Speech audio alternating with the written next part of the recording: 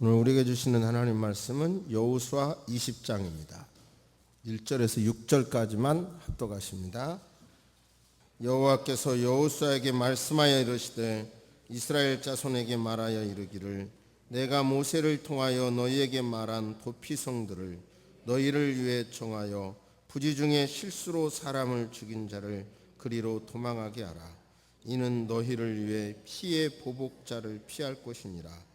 이 성읍들 중에 하나에 도피하는 자는 그 성읍에 들어가는 문 어귀에 서서 그 성읍의 장로들의 귀에 자기의 사건을 말할 것이요 그들은 그를 성읍에 받아들여 한 곳을 주어 자기들 중에 거주하게 하고 피의 보복자가 그의 뒤를 따라온다 할지라도 그들은 그 살인자를 그의 손에 내주지 말지니 이는 본래 미워함이 없이 부지 중에 그의 이웃을 죽였음이라. 그 살인자는 회중 앞에 서서 재판을 받기까지 또는 그 당시 대제사장이 죽기까지 그 성읍에 거주하다가 그 후에 그 살인자는 그 성읍 곧 자기가 도망하여 나온 자기 집으로 돌아갈지니라 하라 하시니라. 아멘. 하나님께서는 우리에게 주신 명령, 하나님이 주신 명령 중에서 가장 강력한 명령이 생육하고 번성하라입니다. 첫 번째 주셨는데요. 생육하고 번성하라. 지난주에 우리는 말씀을 통해서 생육하고 번성하라는 이 하나님의 명령을 어긴 일본인이 어떻게 됐는지, 잃어버린 10년 장기 불황으로 잃어버린 20년을 넘어서 잃어버린 30년이 맞이하게 됐다. 쉽게 말하면 최고령 사회로 접어들어서 노인 인구는 전체 인구의 20%가 넘어섰는데 젊은이들이 결혼을 안 하고 결혼을 해도 자녀를 안 낳고 나도 하나만 낳고 그러니까 젊은이 인구가 줄어들어 버리는 거예요. 즉 생육하고 번성을 안 하는 거예요. 그러니까 결국은 일본은 그 장기 불황에서 벗어나지 못하고 있다는 겁니다.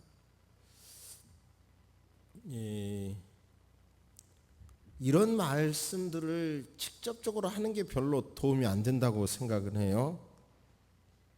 강대상에서 동성연애 안 된다 이런 얘기 별로 바람직하지가 않는데요. 최근 몇 년 사이에 홍대 앞이나 대구나 이런 데서요, 퀴어 축제라고 동성애 축제를 했는데 금년에 6월 6일 서울 광장에서요 개막식이 있었고 오늘 동성연애자들의 퍼레이드가 있습니다. 그래서 이것을 계속해서 막으려는 기독교인들의 노력이 있었고 뜻대로 안 되니까 그 옆에서 기독교인들도 우리 목사님들이 지금 집회를 오늘 오후에 하게 될 겁니다. 이런 상황에서 아무래도 우리 교인들은 의식이 있어야 되겠다 싶어서 말씀을 드립니다.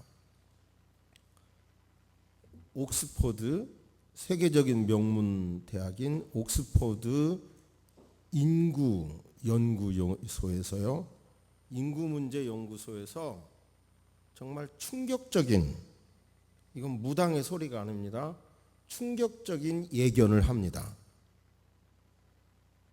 지구상에서 가장 먼저 없어질 나라가 있다. 현존하는 나라 중에서 지구상에서 가장 먼저 없어질 나라가 대한민국이라는 거예요. 그런데 생각해 보세요. 이게 다행히 일본보다 늦게 지금 초고령 사회로 뒤따라가고는 있지만 우리 주변에서 보면 아닌 게 아니라 이러다가는 인구가 절반으로 주는 것 아주 간단하게 오겠다는 생각이 들지 않습니까?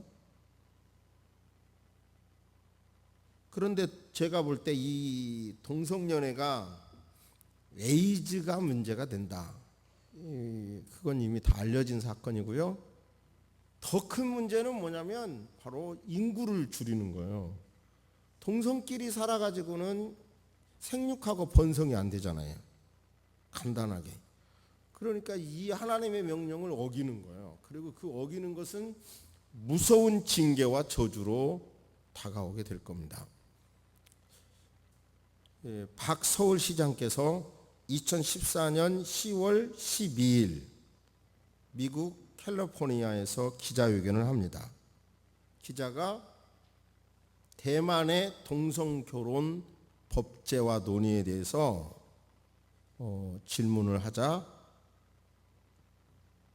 박 시장께서 나는 한국이 아시아에서 동성결혼 법제화의 첫 번째가 되기를 바란다 라고 대답했다는 보도를 접했습니다. 깜짝 놀랐어요. 그 뒤에 서울시에서는 그것이 잘못된 기사였다고 성명서를 내서 참 다행이다 그랬는데, 이번에 기독교인들이 어떻게 퀴어 축제에, 동성인 연예인들의 축제에 서울 광장을 내줄 수가 있느냐라고 항의 방문을 했어요. 그때 뭐라고 대답하느냐면 서울 그 광장은 허가제가 아니라 신고제이니까 누구든지 신고하면 허락해 줄 수밖에 없습니다. 이게 답이었는데요. 제가 찾아봤어요. 서울시 광장 사용 및 관리에 관한 조례 1조, 3조, 6조에 보니까 서울시 광장은 그 조성 목적이 시민의 건전한 여가와 문화활동에 사용되도록 되어 있더라고요. 그렇다면 그분이 취소할 수 없다, 허가해주고 반론을 받고도 취소할 수 없다는 이유가 신고제이기 때문에 안 된다는 거지만, 그렇다면 퀴어 축제를 시민의 건전한 여가 선용과 문화활동으로 보고 있다는 거예요. 의식이. 이제 잠룡이라고 그러죠. 이제 대권을 도전하시는 분인데, 여기서 중요한 것은요, 이렇게 함으로 표가 올라간다고 생각하는 게 문제인 거예요. 이렇게 함으로 표가 떨어진다면 절대로 하지 않아요. 그런데 이렇게 발언함으로 인권을 존중한다 그러면서 표가 올라간다고, 더하기 빼기 계산해서 올라간다고 생각하니까 이러는 거예요.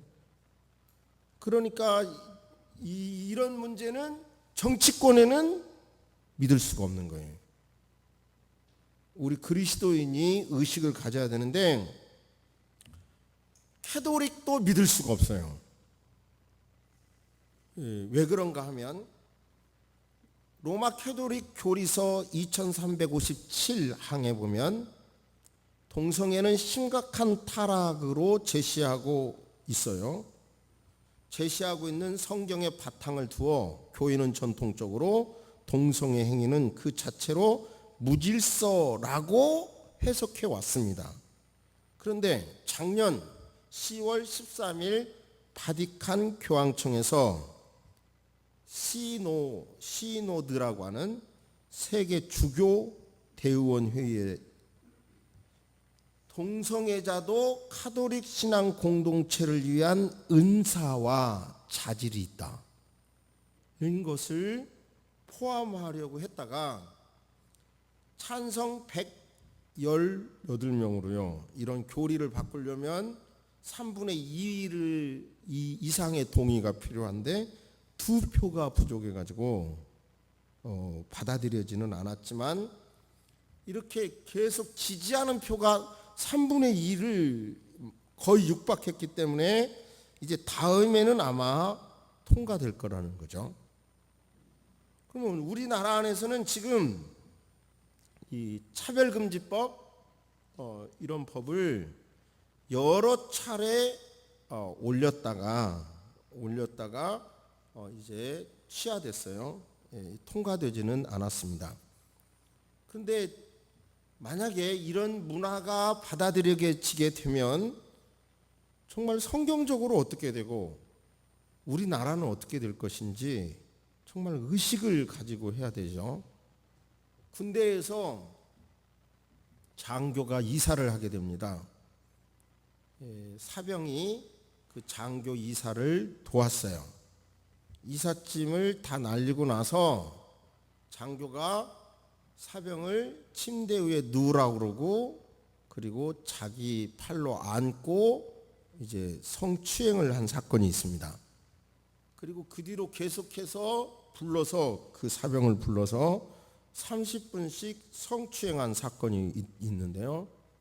이것이 나중에 이제 결국은 취하는 됐지만, 이게 군대 안에서 성추행의 문제가 심각한 문제로 대두됐어요. 근데 만약에 차별금지법이나 동반자법이 이름을 바꿔가지고 추진하고 있는데요, 이런 거가 통과가 된다면 이건 삽시간에 엄청난 변화가 오게 됩니다. 성경이 말씀한 어떤 기본 질서가, 우리가 가지고 있는, 민족이 가지고 있는 기본 질서가 이건 완전히 박살날 수 있는 엄청난 문제인데요. 문제는 제가 접하는 법학 서류나 법학도들은 이런 차별금지법이나 이런 것을 지지한다는 말씀이에요. 대부분. 말하자면 나의 취향이다 이거죠. 하나님이 뭐라고 했든 모르겠다. 전통이 뭐라고 했든, 공동체가 뭐라고 했든 나 모르겠다. 나의 취향, 내 성적인 취향은 동성이니까 그것 때문에 차별하지 말고 어떻게 살거나 놔둬라 이런 거고요. 오히려 그걸 지지한다는 거예요. 나는 군대 안 간다, 내 신앙으로는 전쟁이 싫다. 그것도 지지하라는 이론들이 더 강력하게 일어난다는 얘기고요. 다 말씀드릴 수는 없지만 이제 이런 걸 지지하는 사람들이 의외로 세계 여론을 주도하고 있는 사람이 지지한다는 사실이에요. 반대하는 사람은 숫자는 많은데 그런 어떤 언론을 주도하거나 하는 사람들은 그 핵심 세력이 의외로 작아요. 이런 환경 속에서 오늘 말씀을 통해서 과연 이 시대가 오염된 건 뭐고, 저와 여러분 스스로도 오염된 게 뭔지, 그것을 걸러내고 씻어내서 이 민족의 빛과 소금이 되고, 그리고 힘들고 어려워도 여러분 우리 모두가 다 생육하고 번성하게 되기를 주의 이름으로 축복합니다. 오늘 본문 안에서 하나님이 어떤 음성을 주실 것인가를 잠시 한번 기대하시겠습니다. 이제 가나안 동편을 정복하고 서편을 정복했습니다. 그리고 나서 한 소리가, 가나안 동편에는 이미 도피성을 세 곳을 두었는데 가나안 서편에도 다시 도피성 세 개를 만들게 됩니다. 도피성에 대해서는 성경을 바로 보시겠습니다. 20장, 여호수아 20장 보면 이스라엘 자손에게 말하여 이르기를 내가 모세를 통하여 너희에게 말한 도피성들을 너희를 위해 정하라. 도피성을 만든 이유는 고의가 아니라 부지 중에 실수로 사람을 죽인 자를 그리로 도망하게 하라. 이는 너희를 위해 피의 보복자를 피할 것이니라. 이 성읍들 중에 하나에 도피하는 자는 그 성읍에 들어가는 문 어귀에 서서 그 성읍의 장로들의 귀에 자기의 사건을 말할 것이요, 그들은 그를 성읍에 받아들여 한 곳을 주어 자기들 중에 거주하게 하고, 피의 보복자가 그의 뒤를 따라온다 할지라도 그들은 그 살인자를 그의 손에 내주지 말지니 이는 본래 미워함이 없이 부지 중에 그의 이웃을 죽였습니다. 같이 보십니다. 아주 중요한 말씀입니다. 시작. 그 살인자는 회중 앞에 서서 재판을 받기까지 또는 그 당시 제사장이 죽기까지 그 성읍에 거주하다가 그 후에 그 살인자는 그 성읍 곧 자기가 도망하여 나온 자기 성읍 자기 집으로 돌아갈지니라 하라 하시니라. 아멘. 이런 내용입니다. 고의가 아니라 실수로 사람을 죽였어요. 그때 살기 위해서는 우리 상황으로는 좀 안 되죠. 억울하게 죽임을 당했으면 바로 그 가족이 죽인다는 거죠. 그러면 그 죽임을 당하지 않기 위해서는 죽으라고 어디로 들어가야 되냐면 도망가서 도피성을 딱 들어가라는 거죠. 도피성에 가서 그 장로에게 나는요 억울합니다. 부지 중에 어쩌다 잘못해가지고 사람이 죽어버렸어요. 그렇게 말하면 장로는 성 안에 들여서 재판을 받도록 하고, 재판을 받을 때 그게 사실이라고 하는, 억울하거나 부지중에 했다는 살인이라는 것을 증인을 통해서 입증을 하고. 그런데 여기서 제 머리는 갑자기요, 고의적으로 살인자는 어떻게 되는 거예요? 그러면 이 본문은 아무리 뚫어봐도 실수로 살인한 자를 도와주라는 거거든요. 그러면 그때나 이때나 사람은 악하기 마련인데 고의로 살인한 사람이 막 도피성으로 들어가요. 상대방이 죽이려고 돌 들고 막 쫓아오면 빨리 도피성에 들어가는 거예요. 가가지고 그 장로한테 보세요 나는 부지중에 사람을 죽였거든요. 그러면 일단 들여보내라는 거예요. 근데 재판을 받아보면 실제로 고의살인이라는 게 드러난다고 보세요. 그러면은 이게 부지중에 살인, 실수로 한 살인이라고 하면 이제 그거가 입증이 되면 재판받고 이제 본성으로 돌아가서 사는 건데, 실제로 고의적으로 살인하면 어떻게 되는 거예요? 죽이라는 거예요. 근데 여기서 놀라운 말씀이요, 이 도피성을 해석하기 위해서는 도피성의 원모델이 예수 그리스도십니다. 도피성에 관한 성경 말씀만을 놓고 보면 해답이 안 나올 때 예수를 보면서 도피성을 해석할 수가 있는 거예요. 그러면 여기서 갑자기 이해가 안 되는 말씀이요, 재판을 받다가 한번 따라서 해보실까요? 대제사장이 죽기까지. 그러니까 대제사장이 죽어버리면 그 재판 끝나는 거예요. 예를 들어서 최근에 모 이단자라고 하는 분이 어쩌고 저쩌고 해서 도피 행각을 벌이다가 죽었잖아요. 근데 만약에 그분이 죽지 않고 잡히면 많은 이제 청구가 생긴다고요. 돈 달라고 하는 게. 그런데요, 죽어버리니까 그냥 그걸로 딱 덮어버리는 거예요. 그런 뉴스 많이 보셨죠? 그러니까 이런 거죠. 제사장이 죽으면 그걸로 덮어버리라는 거예요. 그러면 그 사람은 죄 없다는 거예요. 저와 여러분들이 무의식적으로 지은 죄든 의식적으로 고의로 지은 죄든 계속적으로 지은 죄든 저와 여러분들이 도피성인 예수 그리스도에게 쫓아 들어가서 나를 용서해 주세요, 그러면 예수님은 죽으셨기 때문에 저와 여러분이 자유롭게 되는 겁니다. 할렐루야, 할렐루야. 깨달아지십니까? 왜 이 말씀이, 이런 재판제도가 어디가 있어? 재판 받는 사람이 죽으면 재판 끝났다, 그건 모르겠는데 갑자기 그거 재판 받는 도중에 대제사장이 죽어도 재판 끝내라는 말씀이 이해가 안 되는데요. 도피성 제도에 그 고의로 사람 죽인 사람을 이렇게 해서 우리도 용서받는 거구나, 그 원리를 깨닫고 저는 굉장히 은혜를 받았어요. 여러분에게도 은혜가 됩니까? 은혜가 됩니까? 그렇다면요, 저와 여러분들은 알게 모르게 이 세상 문화에 굉장한 영향을 받아요.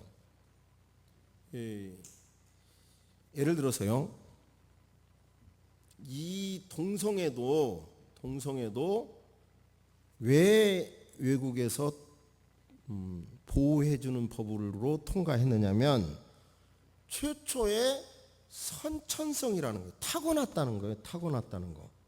그래서 타고났다면 좀 좋게 봐줘야지, 이런 여론이 있어요.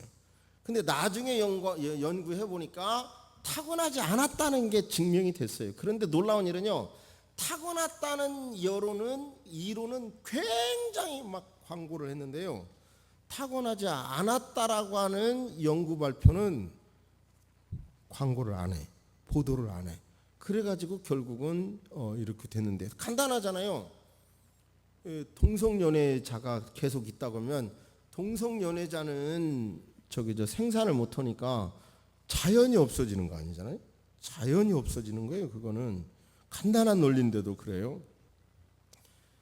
아무튼 제가 두려운 것은 이 마귀의 역사가 어떤 방망이를 들고 잘못하면 때린다 이런 식으로 역사하는 게 아니라요, 정치 속에, 예술 속에, 법 속에 막 들어간다는 거예요. 지금까지 말씀은 이 어떤 하나님이 싫어하는 것을 대한민국의 국회의원을 들어서 막 법을 만들려고 하는 거예요. 벌써 3차례까지.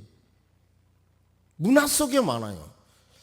제가 이름을 찾아놨는데요, 작년에 아주 재미있는, 금년 연초까지 재미있는 사건이 있었는데, 소주 광고, 참이슬 광고에 23살 먹은 아이유, 이름이 아이유더라고요.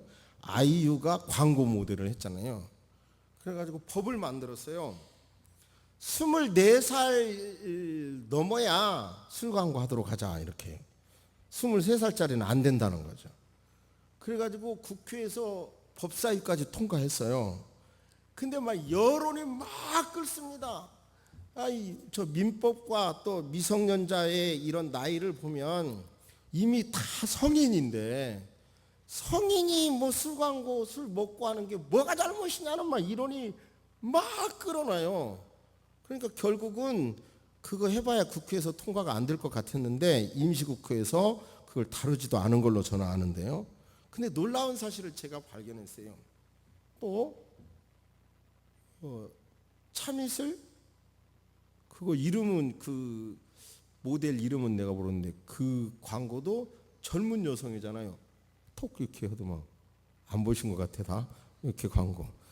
근데 놀라운 사실은요, 제가 밤에 이렇게 이런 상가 지역에 전도도 해보고요, 운동도 하러 다녀보면요, 20대 젊은 청년들이 소주잔을 기울이는 폼을 너무 많이 봐요.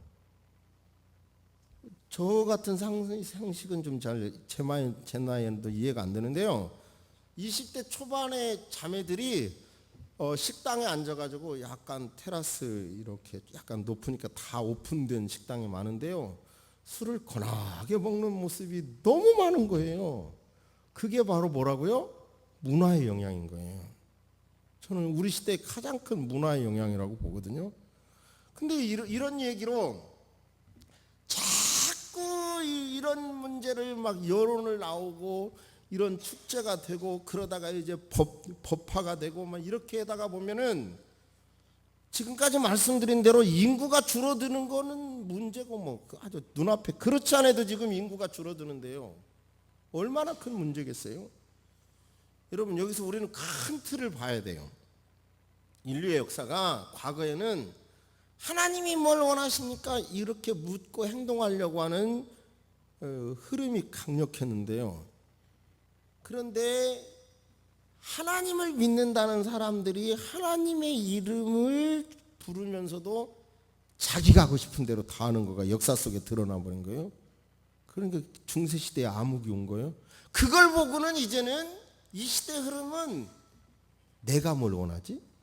내가 뭘 원하지? 자꾸 개인이 뭘 원하는 취향으로 법이 바뀌어지고 문화가 바뀌어지고 빡 바뀌게 되는 거예요. 이런 문화 속에서 저와 여러분들은 내가 뭘 원하지보다 하나님께서 뭘 원하시지? 그것을 물어보는, 그것대로 행동하는 여러분 되시기를 주의 이름으로 축복합니다. 할렐루야. 이런 상황 속에서 우리도 알게 모르게 오염된 것을 도피성이신 예수 그리스도 앞에 가서 저와 여러분의 사상이 세상에 물들어버린 사상이 있다면 늘 씻어야 될 것이고, 우리 시대의 문화를 예수 그리스도의 뜻과 비교해서 잘못된 것이 있다고 하면 인기가 없어도 말이 지지 세력이 작다 하더라도 단호하고 분명하게 우리는 우리의 주장을, 그리스도 안에서 우리의 주장을 해야 될 줄로 믿습니다. 이 도피성 예수, 이 시대의 흐름 속에 어떻게 우리와 우리 가정을 지킬 것인지 한번 잠시 생각해 보시기를 바랍니다.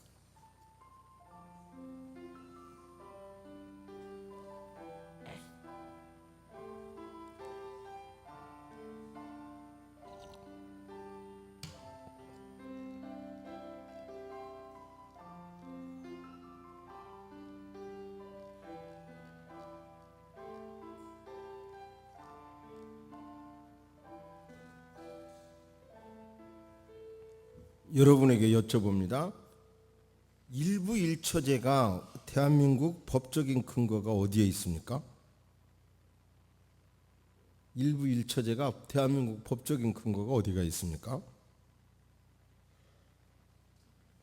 그냥 우리가 상식적으로 일부일처제잖아요. 근데 옛날에 조선시대만 해도 여자에게는 정조를 지키라고 강조했어요.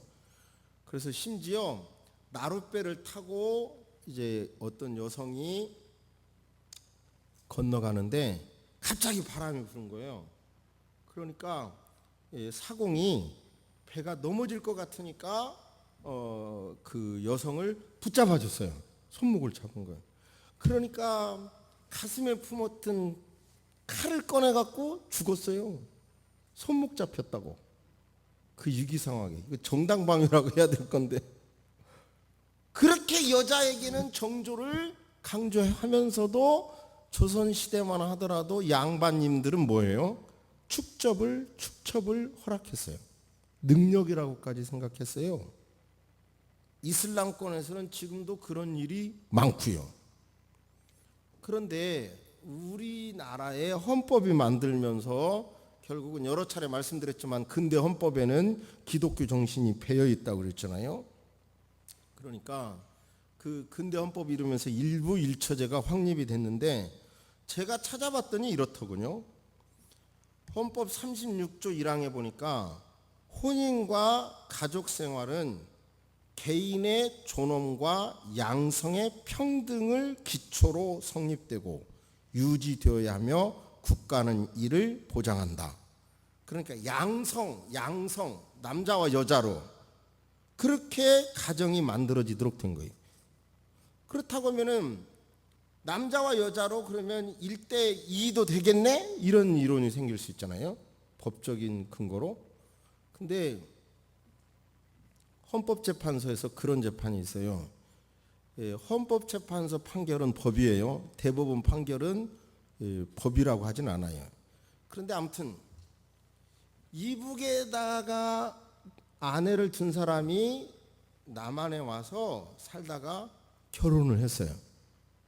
그런데 이북이 대한민국인 거 아시죠? 그래서 세터민이 넘어오면 우리가 그렇게 살 수 있도록 하는 거예요. 그런데 어떻게 됐겠어요? 근데 그 재판이 결국은 중혼이라는 거예요. 아버지가 죽고 어머니와 아들이 재산 싸움이 벌어졌어. 그러니까 아들이 그 재산을 차지하기 위해서 우리 아버지는 중혼인 겁니다. 두 번째 결혼한 겁니다. 그런데요, 그 판결 안에서 바로 중혼 제도를 용납하지 않아요. 대한민국 법이 그 판결로 그래요. 그러니까 일부 일처제가 법으로 확립된 거예요. 그리고 명확하게 일부 일처제라는 법이 없이 이렇게 되더라고요. 그런데 제가 왜 이 말을 어렵게 하느냐면 동성연애가 합법화된 나라에서는요, 초등학교 5학년 학제가 다르니까 7학년 때 동성연애가 좋은 거라고 막 광고를 해요. 가르쳐요. 커리큘럼에 돼 있어요. 그게 얼마나 좋은 거냐 이렇게. 뭐 강대상에서 다 말할 수는 없고요. 그래서 동성연애자이기 때문에 해고시킨 회사에게 벌금을 주고요. 그리고 동성연애를 클럽을 학교 내에서 만들어도 거기에다가 학교는 지원을 해야 되고요. 그게 허락이 되면 그렇게 돼요. 무엇보다도 그런 나라에서 동화 같은 이야기가 있는데, 아이가 우리 아버지는 둘이다 뭐 이런 내용이 나요. 동성연애를 하면 제가 볼 때 가장 무서운 게 일부 일처제가 깨지는 거예요. 왜 깨지는지 한번 잘 그것은 더 생각을 해보시기를 바라고요. 그러니까 아무튼 저와 여러분들은 이런 시대의 흐름, 교회에서 이런 말씀을 들으니까 저 나하고는 전혀 상관없는 얘기라고만 생각하지 마세요. 우리 시대가 막 이런 이야기가 저기 저 가서 오늘 인터넷 쳐보세요. 여기서 쳐서 보여드리려다가 어떤 막 옷을 벗고 어떤 모습을 하고 있는지 막 이런 모습들이, 그리고 우리나라 안에서도 하아무개 또 그 다음에 뭐 홍아무개 뭐 이런 연예인들이 이미 이런 동성연예인인 걸 알면서도 TV에 나와서 그대로 맹활약을 하고 있잖아요. 이런 상황이 우리가 의식이 없으면 우리나라 전체가 뭐가 돼요? 이 문화가 아주 심각하게 깨져버릴 수 있다는 것을 하나님의 음성으로 들으시기를 주의 이름으로 축복합니다. 그러니까 우리는 이제 이 결혼제도라고 하는 게 정말 정말 소중한 것이 뭐 내가 뭘 혜택을 받으려고 하는 게 아니라 섬기려고 결혼제도를 하나님이 주셨다는 것과, 어저께도 제가 저 시내에 나갔는데 20대 자매가 이렇게 버스를 타고 지나가는데 앞에 배꼽 티를 입고 쓱 지나가더라고요. 내가 볼 때 참 미인이더라고요. 진짜 늘씬하고 미인인데 참 평생에 저렇게 아름다울 때 저렇게 배꼽을 내놓고 다니는 것도 축복이겠다 이런 생각은 했어요. 저 20대 초반이니까 저렇게 배꼽 내놓고 다니지. 참 그런데 보면서 이 여자의 배라고 하는 거는 아이를 잉태할 수 있다는 데서 최고로 귀한 거예요. 이해가 되시면 아멘. 할렐루야. 할렐루야. 이 생명을 잉태할 수 있다는 의미에서 여자의 배는 너무 아름다운 거고 소중한 거거든요. 그런데 그 아름답고 소중한 것을 본인은 드러내서 이쁜지는 몰라도 자기가 그렇게 소중한 잉태할 수 있는 배를 주었다는 것, 가졌다는 것에 대해서 가치를 모른다는 생각을 어제 또 한 번 했어요. 아무튼 저와 여러분들은 정말 이 도피성이신 예수, 이 시대의 흐름 속에 나도 모르게 알게 모르게 오염된 것들이 무언가, 요즘 오염된 것에 부부로는 살지만 문의는 살지만 이혼은 싫어서 억지로 살아가는 사람들이 많다고 그러는데요. 우리 교회 이혼하신 분도 얼마든지 저는 환영합니다. 그러나 여러분, 우리 모두 진정한 성경이 가르쳐 주시는 그런 좋은 부부로 살기를 주의 이름으로 축복합니다. 할렐루야. 할렐루야. 그러니까 여러분의 배우자가 참 얼마나 소중한 것인가를 깨닫고 감사하시는 여러분 되시기를 바랍니다. 아멘. 우리 살아계신 하나님 아버지, 결국은 동성애도 후천성이라고 하는 것이 과학적으로 드러났습니다. 이런 잘못된 문화에서 우리 가정의 부부들이 아버지 하나님 서로 사랑하며 살게 도와주시고, 그런 모습들을 우리 자손들이 보며 행복한 가정관, 성경적인 가정관을 가질 수 있도록 아버지 도와주옵시기를 기도합니다. 아버지여, 대한민국이 사람 존중의 정치, 문화를 펼칠 수 있도록 도와주옵소서.